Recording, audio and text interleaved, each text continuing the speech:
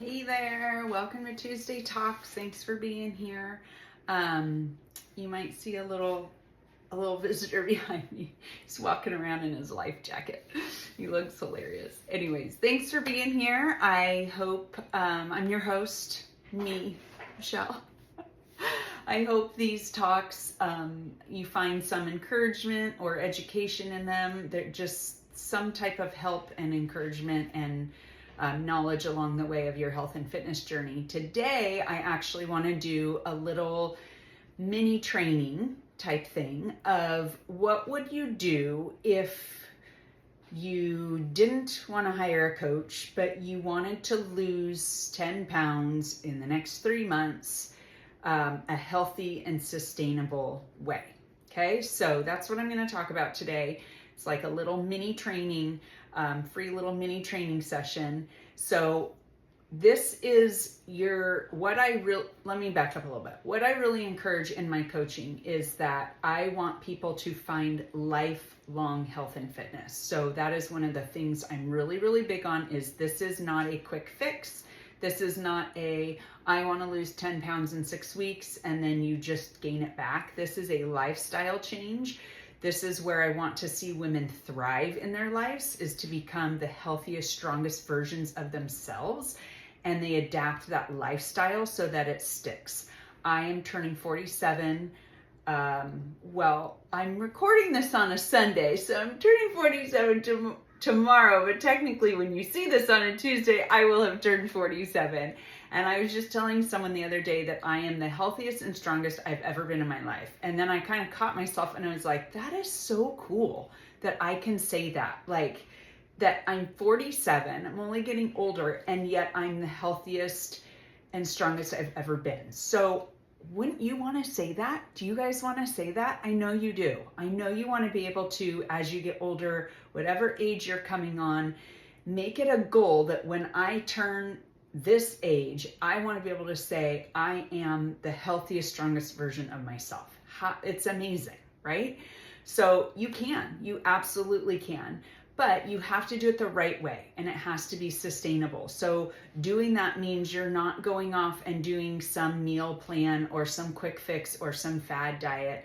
It means that you're actually taking the time to build your lifestyle around wanting to be the healthiest, strongest version of yourself.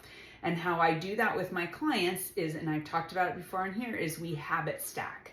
So you take a couple small habits that push you towards a healthier lifestyle, and you make a commitment to do those for a week until they just become, or two, until they just become easy. Like, I'm sure most of you just brush your teeth every night. It's not like on your to-do list. It's just something you do every night. You brush your teeth, or every morning you brush your teeth, right? It's not like a big thing in your life that you have to think about. So that's what we do with these health style or lifestyle healthy things, is integrate them into our life until it's just part of who we are. We don't really have to think about it. It's not a big thing, okay?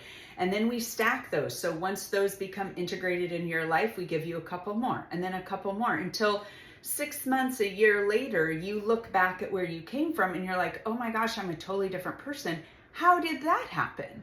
It happened through these little tiny lifestyle habits that you built and built and built and built and built and built until they're up to here. And then you're like, wow, that's so cool. So that's the kind of the strategy behind what I do with my clients, is just stacking those. But this is what I also do with them, what I'm about to share today.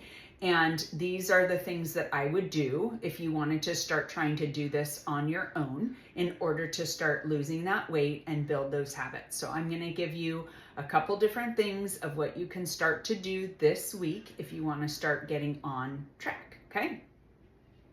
And I didn't mean to use that word, but I'm going to use it again. The first thing I would do is track what you're eating, okay? So I know so many women push back on that and they're like, I don't want to track what I'm eating. I don't want to track.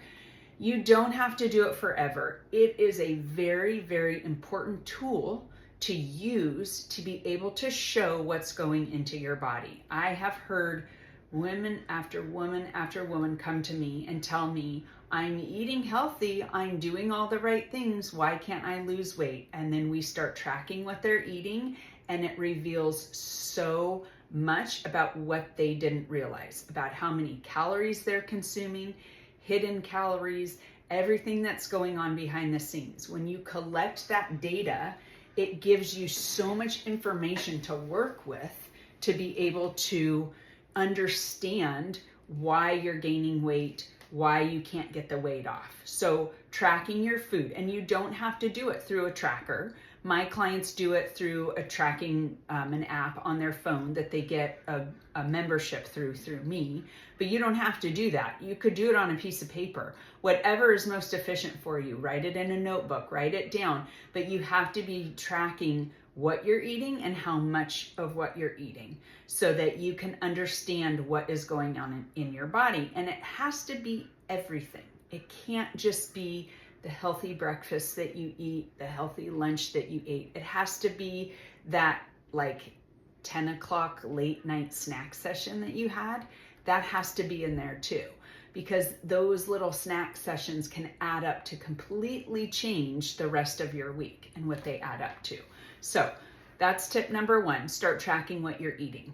Okay, just any way you can, start writing it down, start learning how to look at nutrition labels and understand portions and how much of what you're eating, what serving size looks like. If you're used to eating, cottage cheese for your protein, how much are you eating? Have you ever measured it before? Measure it. Start measuring it. And again, this doesn't have to be forever. I'm not encouraging this like crazy lifestyle where for the rest of your life, you're literally weighing out every single little thing that you eat, but it's a huge learning tool to understand what our portions should look like and how much you're actually eating now in order to be able to lose weight. Okay, so that's number 1.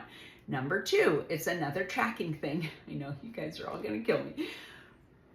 This is what makes the difference. Track how many steps a day you get. That is another thing that is grossly underestimated in women that I see that feel like they can't do anything to lose weight, and then they start tracking their steps and they're shocked at how little they're moving each day. Okay, so tracking your steps and how much you're moving is really going to show you how little or how much energy you're actually spending just by moving throughout the day. Okay, this is called your NEAT, N-E-A-T. It's non-exercise activity thermogenesis, if you want to get scientific.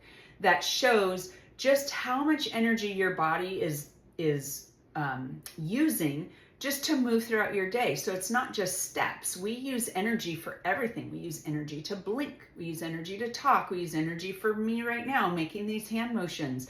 Our body uses this energy, and some of us use a lot more than others, just naturally. Like there's some people I know that sit and they just are constantly fidgeting, like their leg is constantly going, or they're playing with something, or they're fidgeting. That all is using energy. The amount that we get up, it doesn't have to be intentional walks that you're moving. Like if you start committing to doing 10-minute walks a day all throughout the day and you start tracking your steps, you're going to notice that overall number goes way up and you're going to feel so much different. Honestly, you're going to feel so much different. It's crazy. It's not just about the losing the weight thing. Your gut gets healthier, your digestion gets healthier, your brain gets healthier, your mindset gets healthier. Like there is nothing like a walk, especially outside. And I know some of you live in climates that aren't enjoyable to walk outside all the time, but when you can, and just letting your brain and your eyes take in the things around you and your eyes move side to side, it's so good for you mentally. It's actually what I suggest for a lot of people when they find themselves getting into these like snacky modes, like they can't stop. I say, go for a walk, go outside, because it's probably a mental thing that's wanting to make them, an emotional mental thing that's wanting to make them snack and eat as a comfort. And getting outside and moving your body can really shift your mindset and allow you to come back and face that, whatever that was a little bit better than just wanting to snack all the time. So that's number 2. So number 1 was tracking what you're eating. And number 2 is tracking your steps. And I know a lot of you don't want to get an App phone, get a Fitbit. get anything you can that will track steps. It's not that big of a deal. I think you can buy a Fitbit for like, I don't know, $20. They're so cheap. Get something. And if you don't like it on your wrist, wear it somewhere else. Put it on your belt loop, put it on your ankle, but track, because I really do think you'd be surprised. And once you see that number is, you think you're moving so much, and that number is like 4,000 steps a day, that is not enough movement in your day. And it's no wonder that you feel like no matter what you do, no matter what you eat, you gain weight. Your body is not burning energy. It has nowhere for that food to go. So of course it's just going to start storing it as fat. We have just become a very, very sedentary culture, and it kind of shocks people when they think, why have I gained all this weight as I've gotten older? I actually, little tangent real quick, I was listening to this podcast by another coach who's just amazing, and he was pointing out how women talk about how come in college I could eat whatever I wanted and I stayed thin. And he pointed out the observation of when you're in college, a lot of us, we were walking all over college campuses. Most college campuses are not small, right? And you're walking all over campus to meet up with friends or go to class or walking to coffee, or you're walking everywhere. And so it's no wonder that you're being able to eat so much more and not gain weight, because you were moving your body, right? And then I feel like we move into this season where we get married and we have little kids and babies, and you're also moving all the time, right? You're chasing after a toddler, you're going to get a diaper, you're picking up this baby, right? So that's weight that you're carrying around, you're feeding this person, you're moving everywhere when you have little kids, everywhere. It's just nonstop. Then your kids start getting older. They start getting into sports. They start being able to do things for themselves. You're not chasing babies anymore. So now what are you doing? You're just sitting more. You're sitting at practices. You're sitting in the car because now you're driving them places, right? So now it's all of a sudden in the past 10 years, your life has taken this shift that you kind of haven't noticed, but you've gradually moved less and less and less and less.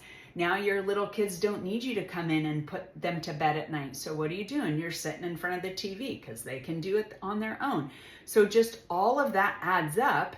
And now you're in your 40s probably, if you're here, and you're thinking, what's going on? Why am I 10 pounds heavier? I eat the same way. You're not moving as much. You're not moving as much. So think about that. Think about how our lifestyle has just gently shifted and changed, and now we're sitting around so much more. So it just means you have to be more intentional, right? So when you're at your kids' practices, walk around. When you're at, I don't know, where do we go? Anything, anywhere you go, if you're your kids' gymnastics or activities or wherever, get out of the car and walk while they're doing whatever it is. Be intentional about after you eat a meal, even if you're at work, take a 10-minute break from your desk and go walk around the building for 10 minutes. This morning I had to get up early and I had to be at church because I lead worship at my church and I didn't have time to move before. And so we have this tiny little break in between when we're done rehearsing and when church starts. And I just got up and I walked around the neighborhood in my flip-flops. But I was moving. I wasn't speed walking. I was moving my body. Just little pockets like that make a big, huge deal.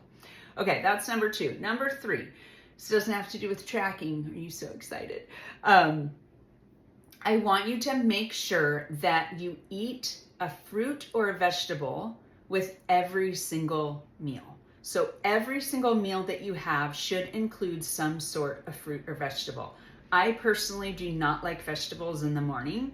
I grew up with a mom that she would cook, I think she still does, green beans and eggs, and she would mix it up. I think I'm a little scarred by that because I cannot. I know a lot of people that love a veggie omelet, or they mix in vegetables with their eggs, which is fabulous. Please do that. I cannot with my breakfast, but I definitely make sure I get in 2 or 3 servings of fruit in the morning. And then I have a lot of vegetables throughout the day. I eat them in all my other meals and I fit them in.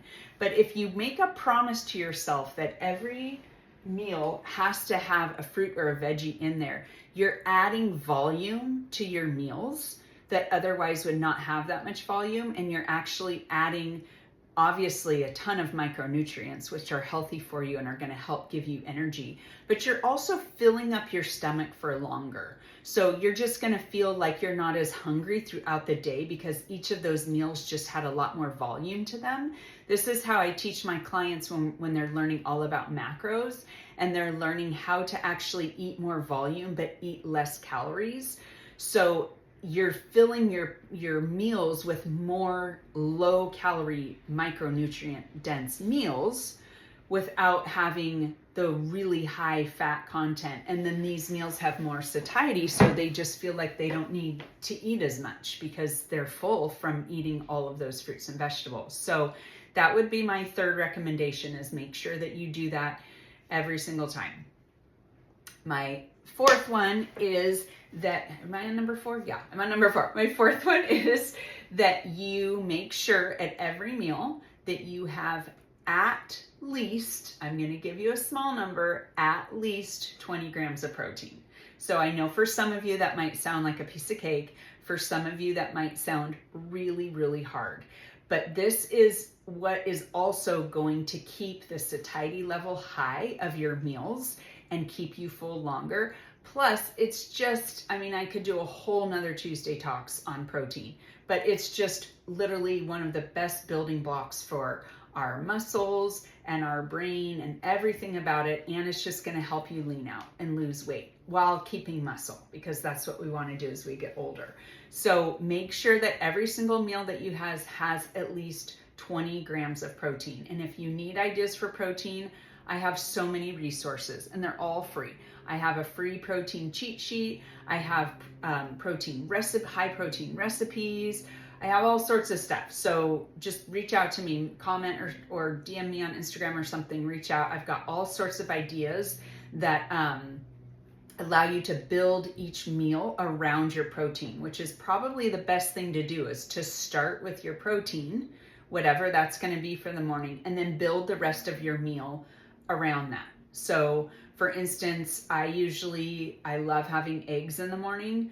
I mix one whole egg with a lot of different egg whites. That's my protein. And then I start adding on other things on the side of that, my starches and my carbs and things like that. So I have a great protein cheat sheet that'll kind of give you your main thing to start with and then learn how to build it out. So that's my little free training for you. If you want to lose 10 pounds in the next however amount of time, 3 months, 6 months, it depends on your consistency. It depends on your adherence. But those are the 4 things I would start with. And if you're consistent with them, I guarantee you're going to see changes. If you feel like you don't know how to do this on your own and it feels overwhelming to do those things on your own and have the accountability and everything, I would love to support you in that. It's one of my favorite things to do. I'm super passionate about it. Just reach out. If you would like to talk about what a game plan would be to actually do training with me, reach out. I would love to help you with that.